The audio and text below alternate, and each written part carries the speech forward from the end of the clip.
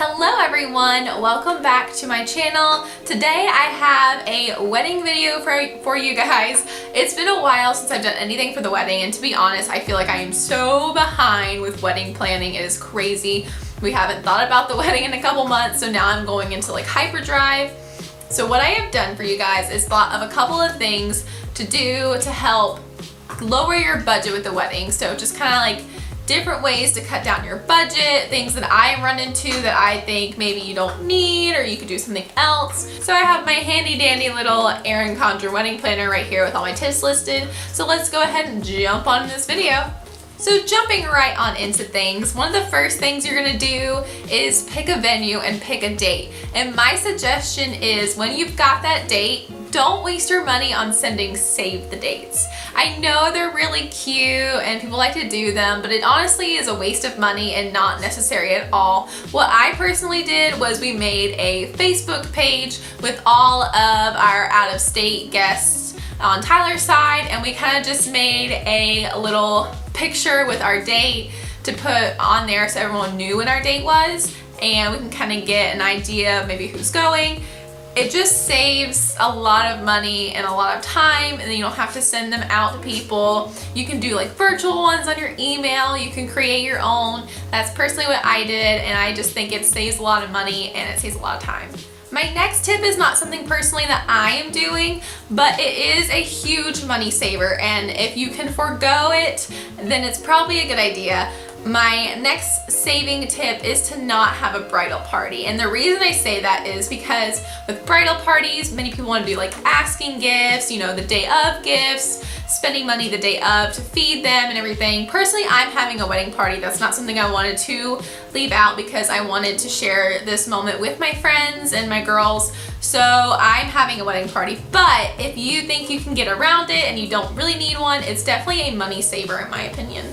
My third tip for you guys is to DIY where you can. And I don't mean go out and DIY every single decoration that you want. I mean, you know, if there's like a $60 thing you want on Etsy and you think you can make it for way cheaper, I would just go for it. You know, DIY the things that you can and buy the things that you can't, because DIYing can be expensive if you do everything, but there are some things that you can definitely DIY. Like I want to do bridal t-shirts, and instead of buying $24 shirts for each of my bridesmaids, and I have 5, and then my mom and Tyler's mom, I'm just gonna do it myself because I have a Cricut and I know where to buy the shirts cheaper, and so I'm gonna spend probably a third of the price that I would buying them.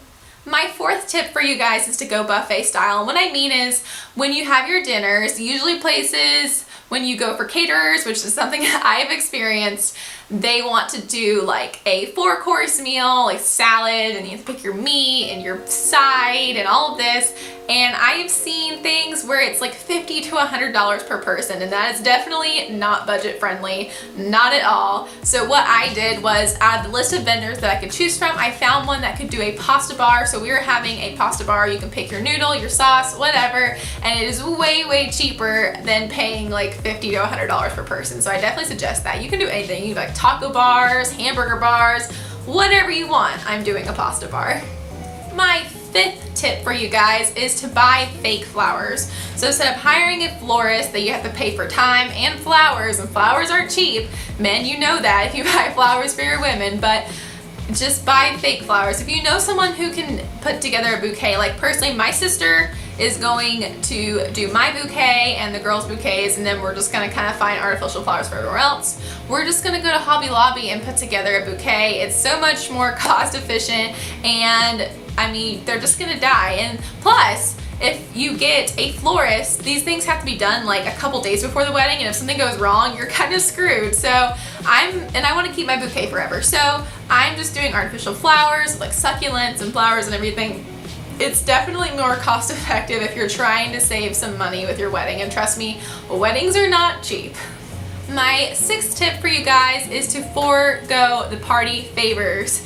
have the people leave them at the wedding anyways. You're gonna spend unnecessary money buying seeds to throw or, you know, mini donuts to give away. I mean, it's not a necessary thing. You really don't have to do it. You're already feeding them. You're probably providing them alcohol. So I just suggest not to do party favors. I mean, it's just a waste of money, and half the people just throw them away when they get home or leave them at the wedding.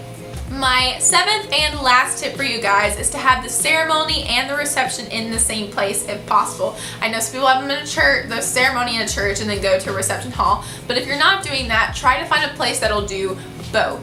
So with my venue, it's a big estate house, so the ceremony is going to be outside, and then the reception is going to also be outside or inside. It's kind of like a together thing. But then you don't have to pay 2 different fees. You only have to pay 1, and then you don't have to buy like transportation fees, so you don't have to rent a limo or any cars to transport you and your guest. So I think it's just a lot more cost effective, and then you really don't have to. It also saves some time with planning, because then you only have to plan for one place, and it's all there, and you know, I get to get ready at the place that I'm going to. I definitely recommend estate houses because it's really helping me out, because I get to get ready there, I get to have my ceremony there, walk right to my reception, so it's really handy. Well, I hope you enjoyed those quick little tips from me. Like I said, weddings are not expensive. We are definitely figuring that out.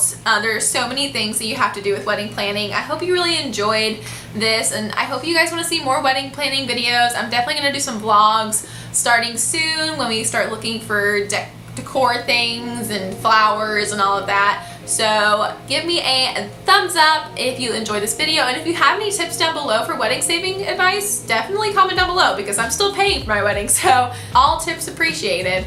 So I hope you guys enjoyed this video, and I'll see you guys real soon. Bye!